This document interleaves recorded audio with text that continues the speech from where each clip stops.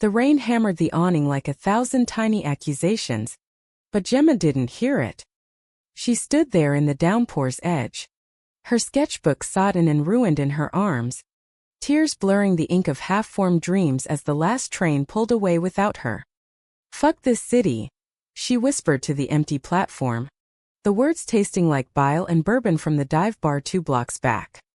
And then, from the shadows of the stairwell, a voice cut through the storm, soft, steady, like a hand on a fevered brow. "Hey, you look like you could use an umbrella. Or a miracle." Gemma's breath caught, not from the cold seeping through her thin jacket, but from the woman stepping into the faint glow of the platform lamp. She was all edges and grace, tall, with rain-slicked dark hair clinging to her neck, a wool coat draped over shoulders that carried the weight of too many unwritten apologies. Their eyes met, and time didn't stop, it splintered. In that gaze, Gemma saw her own unraveling reflected back, the girl who'd fled Ohio for New York's promise, only to find herself chasing ghosts in galleries and gigs that paid in exposure. The woman, Jade, she'd learn later, saw something else, a mirror to her own carefully curated life. The one where boardrooms and brunch dates with her fiancé masked a hunger she couldn't name. It was the kind of look that lingered too long. The kind that whispered secrets across a crowded subway car or a quiet coffee line. But here, on that forsaken platform in Brooklyn, under a sky that wept for them both, it ignited. Gemma felt it first, a pull in her chest, like a string tuned too tight, vibrating with the low hum of recognition. Jade's lips parted, just a fraction, as if to speak, but no words came. Instead, she extended the umbrella, black and battered, its canopy a fragile shield against the world. Their fingers brushed as Gemma took it, skin electric in the chill. And in that touch, something ancient stirred. A love buried deep awoke, clawing its way to the surface, demanding to be born. Gemma Hayes had come to New York 5 years ago with a duffel bag, a portfolio of charcoal sketches, and a heart full of half-baked rebellions. At 23, she'd kissed her evangelical upbringing goodbye in a haze of stolen Marlboros and mixtapes of Joni Mitchell and Fiona Apple. Her parents' farm in rural Ohio had been a cage of Sunday sermons and sidelong glances. Why does Gemma always wear those boys' jeans? Why does she stare at the girls in church choir like that? She'd bolted for the city, trading cornfields for concrete, convinced that amid the skyscrapers and street art, she'd find her place. Instead, she found rent hikes, rejection emails from galleries, and nights curled on a futon in a Bushwick walk-up, wondering if freedom was just another word for lonely. Art was her anchor, or so she told herself. She scraped by on freelance gigs illustrating indie zines, bartending at poetry slams, pouring her soul into pages that captured the raw underbelly of the city, lovers tangled in alleyways, faces etched with the quiet despair of dreams deferred. But lately, the sketches had turned inward, faces blurring into her own, eyes pleading for something she couldn't draw. Desire. Not the fleeting kind, but the bone-deep ache that had simmered since high school, when she'd first pressed her lips to Sarah Jenkins behind the bleachers, tasting forbidden salt and the thrill of ruin. Jade Rivera, on the other hand, had built her life like a fortress. 31. A rising star at a midtown law firm specializing in civil rights. Ironic, Gemma would later joke, for a woman fighting so hard to deny her own. Born to Puerto Rican immigrants in the Bronx, Jade had clawed her way through Columbia on scholarships and sheer will. Her mantra simple: assimilate, achieve, endure.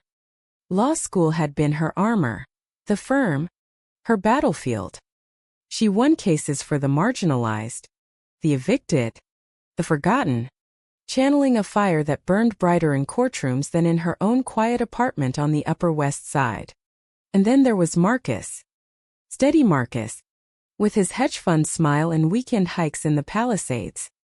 They'd met at a fundraiser, her in a power suit, him in bespoke linen, and it had seemed perfect. Safe. He proposed last spring on a rooftop overlooking the Hudson, ring glinting like a promise she wanted to believe.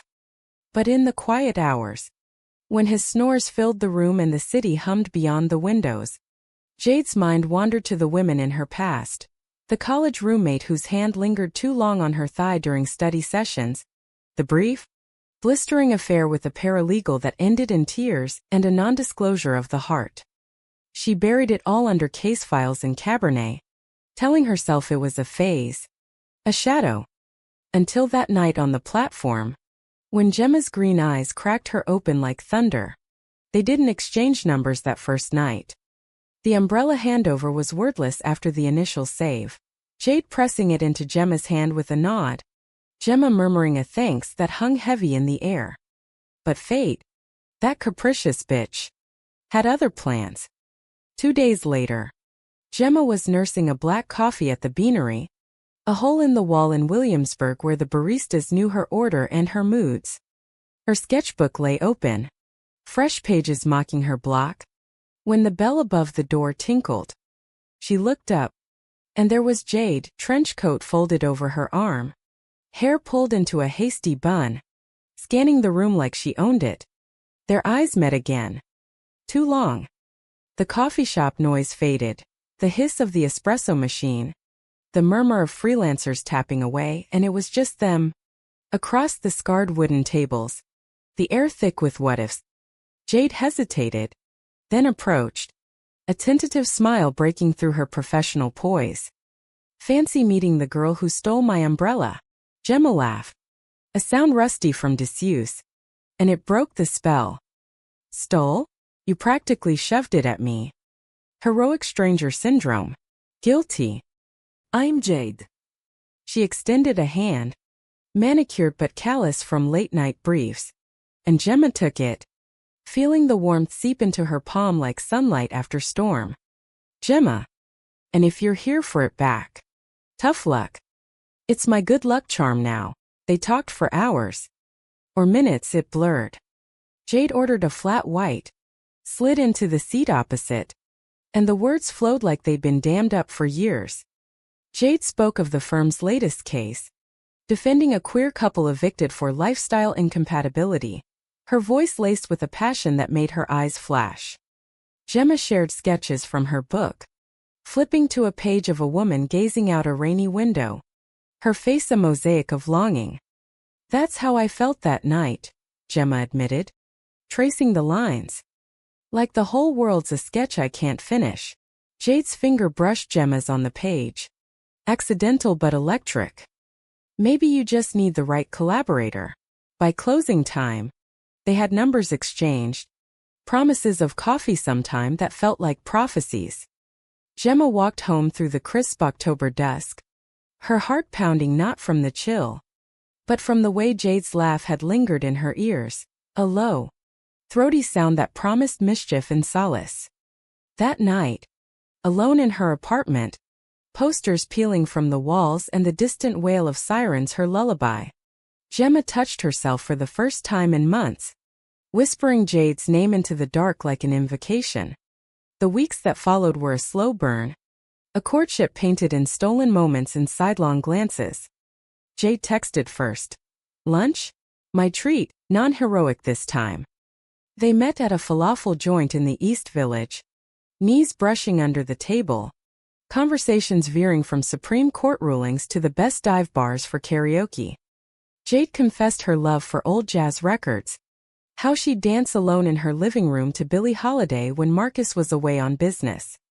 Gemma shared stories of her Ohio girlhood, the forbidden library books on Sappho, the way she'd carve hearts into barnwood with a pocket knife, initials entwined like lovers' fingers.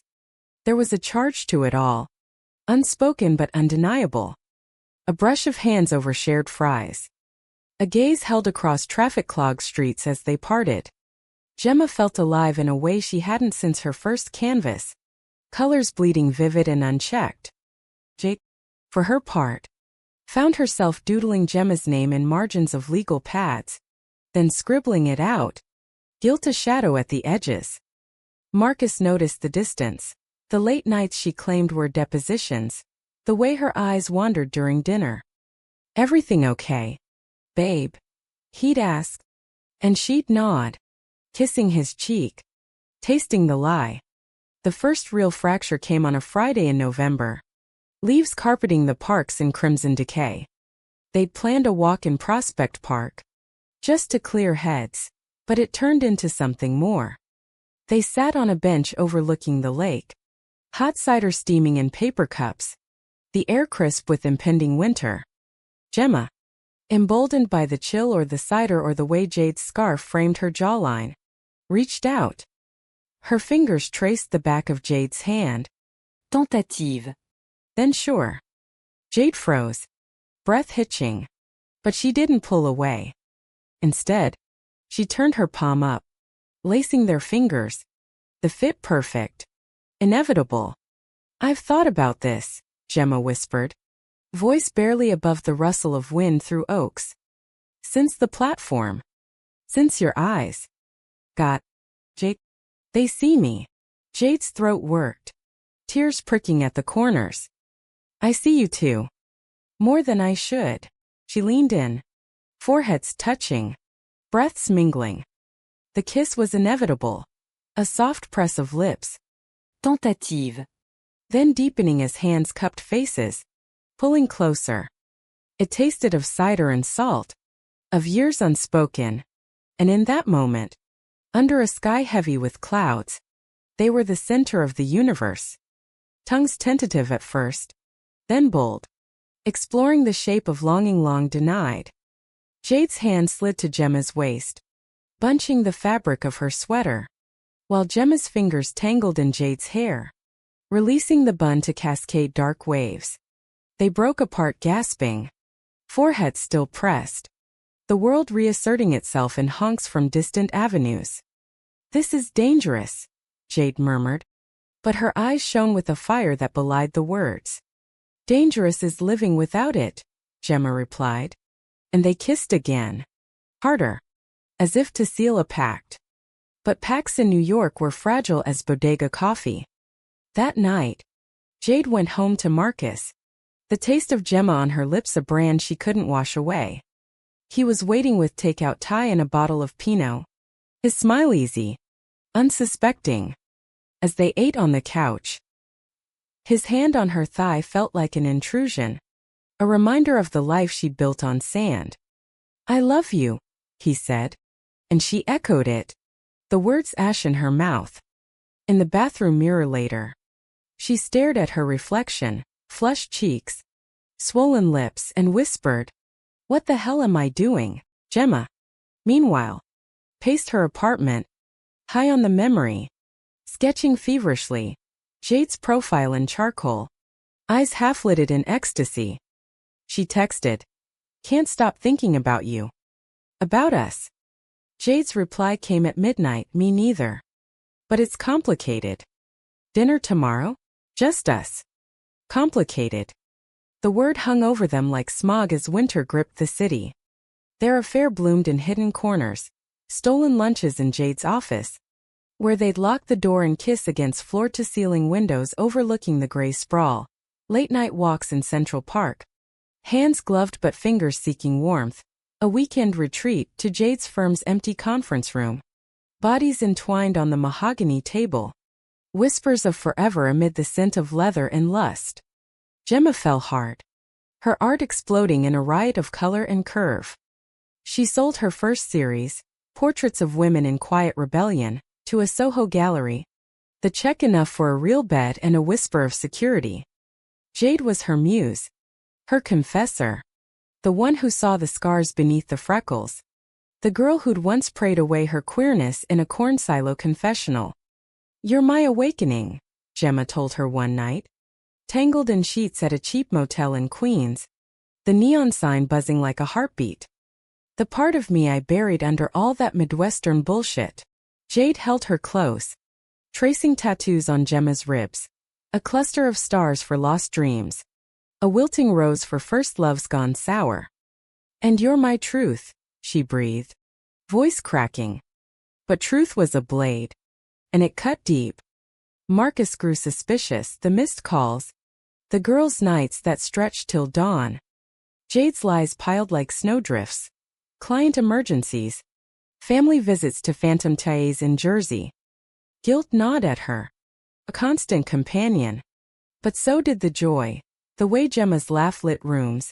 Her touch erased the world's edges. The conflict simmered. Then boiled over in the new year. It was January 15th. A Friday raw with sleet. When Marcus confronted her. He'd found a receipt from the motel. Tucked in her coat pocket like a guilty secret. "Who's Gemma?" he demanded. Voice steady but eyes storm-tossed. As they stood in their kitchen. The Hudson glittering mockingly beyond the glass. Jade's world tilted. "A friend. From work." "Bullshit." He hurled the receipt like a gauntlet. His face crumpling, not in rage. But hurt. The kind that hollows souls. "I deserve better than this. Jade." "We both do," she confessed in fragments. The meeting on the platform. The coffee. The kiss in the park. Not the motel. Not the night she'd mapped Gemma's body like a sacred text. Learning the dip of her spine. The gasp at her ear. "I love her," Jade admitted at last. The words a dam breaking. "I didn't mean to. Just happened." Marcus left that night. Suitcase in hand. The door clicking shut like a verdict. Jade called Gemma. Sobbing into the phone from the fire escape. Wind whipping her hair. "He knows. It's over." Gemma arrived 20 minutes later. Taxi fare burning a hole in her pocket. And held Jade through the sobs on the cold metal stairs. "You're free now," she murmured. Kissing tear-streaked cheeks. "We can be real." But freedom was a lie they both knew. Jade's firm thrived on discretion. Coming out meant risks. Clients lost. Promotions stalled. Her family, devout Catholics still sending arepas from the Bronx, would shatter. And Gemma with her fragile optimism, her art on the cusp, feared the backlash. The whispers in galleries. The way love could curdle into cage. Spring unfurled in tentative blooms. Their love a fragile hothouse flower. They moved in together. Gemma's Bushwick studio swelling with Jade's books and Jade's laughter echoing off brick walls. Mornings were idols. Coffee brewed strong. Sketches pinned to walls beside case files. Bodies lazy under threadbare quilts. Gemma's show opened in April. A triumph, critics raving about the raw pulse of queer longing. Buyers snapping up canvases like communion wafers. Jade stood in the crowd. Heart swelling. Whispering. "This is you. Mi amor." Unstoppable. Yet shadows lengthened. Jade's mother called. Voice thick with worry. "Marcus? What happened?" "Mia. We liked him." Jade dodged. Then deflected. The lies eroding her from within. At work, rumors swirled her distraction. The way she lit up at mentions of an artist friend. Gemma felt it too. The gallery owner's arched brow at their clasped hands. The Ohio ghosts phoning with pleas to come home. Settle down. The betrayal came swift as a summer squall. On a humid July evening. Jade's firm had a gala black tie. Donors dripping diamonds at the Met. Gemma in a borrowed gown. Emerald silk hugging her curves. Felt like an imposter among the suits. They danced once. Slow and close. Jade's hand firm at her waist. But duty called. "Mingle," Jade urged. Kissing her temple. "I'll find you." She didn't. Gemma wandered the galleries. Champagne flute sweating in her grip. Until she turned a corner into the Egyptian wing and froze. There was Jade. Pressed against a shadowed pillar. Lips locked with Elena Vasquez, the firm's senior partner. A sleek brunette with a reputation for mentoring in more ways than one. Elena's hand was inside Jade's blouse. Possessive. While Jade responded with a fervor that twisted Gemma's gut. The world narrowed to that tableau. The flicker of torchlight on hieroglyphs. The murmur of elites oblivious. The wet sound of betrayal. Gemma's glass slipped. Shattering on marble like her illusions. Heads turned. But she was already fleeing. Heels clicking fury down marble halls, out into the muggy night where taxis blurred through tears. Jade found her blocks away, slumped on a stoop, gown muddied at the hem. Gemma. Wait, it's not. Not what? Gemma whirled. Voice a whip crack. Not you with your tongue down her throat? Not using me like some phase until the next ladder rung. Jade recoiled. Face ashen. Elena. It's politics. She cornered me. Said it'd secure the promotion. The partnership. I was drunk. Confused God. Gemma. I love you. This is me. Finally me. Because of you. Lies. Gemma shoved her. Hands trembling. You bury everything me. Us for your precious life. I'm done being your secret. The fight spilled into the street. Words like shrapnel. Gemma's accusations of cowardice. Jade's pleas laced with her own fractured past. The machismo father who called her hijo in jest. The mother who'd prayed rosaries over her wild ways. I fought for this, Jade cried. Rain starting again. Slicking their skin. For us. But you don't get it, the cost. One wrong move. And it all crumbles. Gemma's voice broke. Then let it crumble. Or let me go.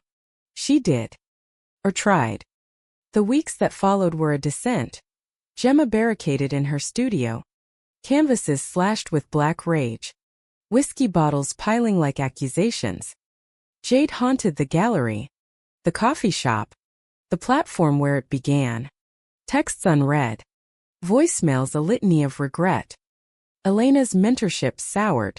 Whispers of favoritism turning to scrutiny. Jade's promotion evaporating like mist. Climax crashed in August. Heat wave baking the city into delirium. Gemma's next show loomed. But inspiration fled. She drank through deadlines. Ghosts of Jade in every shadow. One night, blackout drunk, she stumbled to the Brooklyn Bridge. The East River churning below like her soul. The rail was cold under her palms. Wind whipping hair across eyes blurred by tears and tequila. What's the point? She muttered. Toes curling over the edge. The drop of siren's call to silence the ache. Footsteps frantic. Familiar. Jade. Out of breath. Face streaked with sweat and sorrow. Having tracked her phone like a lifeline. Gemma. No God. Please. She lunged. Arms wrapping Gemma's waist. Pulling her back to solid ground. They collapsed in a heap. Jade's sobs racking them both. The bridge's cables humming a dirge. I can't lose you, Jade gasped. Clutching Gemma like flotsam. Not to this. Elena was a mistake, a desperate grab at control. But you.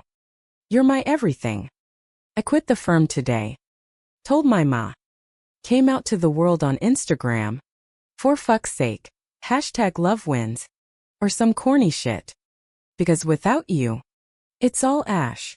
Gemma pulled back. Searching those dark eyes. Seeing not the fortress, but the woman beneath, vulnerable. Feared. Whole. You mean it? No more burying. No more. Jade's kiss was salt and salvation. Fierce under the stars. The river witnessing their vow. Fall returned. Leaves turning gold as they mended. Jade joined a nonprofit. Fighting evictions pro bono. Her fire undimmed but freer. Gemma's show sold out. The slashed canvases reborn as testaments to survival. Titles like Betrayal's Bloom. Awakening's Thorn. They moved to a loft in Red Hook. Windows overlooking the harbor. Where sunsets painted the walls in hues of forgiveness. It wasn't fairy tale. Fights flared, Jade's family strained. Holidays tense with questions unspoken. Gemma's art dried up in winter's grip. Doubts whispering old insecurities. But they faced it together, therapy sessions in Midtown. Hands clasped under coffee tables. Pride marches where they kissed unashamed amid rainbows and roars. Quiet nights with vinyl spinning. Bodies fitting like puzzle pieces worn smooth. One evening in December. Snow dusting the streets like powdered sugar. They stood on their fire escape. Mulled wine steaming in mugs. Gemma leaned into Jade's side, head on shoulder. That night on the platform, she murmured. Feels like lifetimes ago. Jade kissed her temple, arm tight around her waist. Best storm I ever walked into. Their eyes met too long. As always, and in that gaze, no splintering, only wholeness. The love they'd unearthed, buried no more, bloomed eternal in the city's indifferent heart. Not perfect, but human. Deeply, achingly so. And in the quiet after, as snow fell soft and forgiving, they knew, some awakenings demand everything. But oh, what wonders they birth.